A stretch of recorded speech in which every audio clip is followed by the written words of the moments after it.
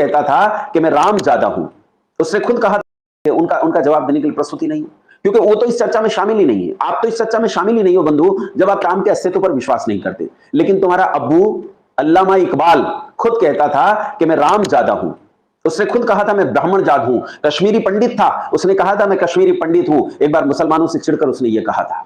उसने उसके उसके बाकायदा शायरी उपलब्ध हैं, उसकी गजलें उपलब्ध हैं जिसमें उसने ये कहा था।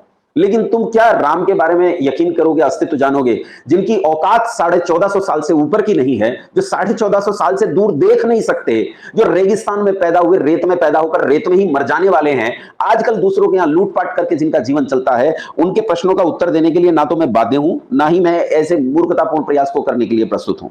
इसलिए कितना झूठ बोल रहे हो वो तो मुझे पता नहीं है, कि कितना झूठ मैं बोल रहा हूं कि तुम झूठ बोल रहे हो। तुम्हारा तो अब्बू एक गधी के ऊपर बैठकर जन्नत में चला गया था, जिसे स्त्री का सिर था, उस पर यकीन कर लेते हो क्योंकि गैप पर ईमान लाना तुम्हारे लिए जरूरी है।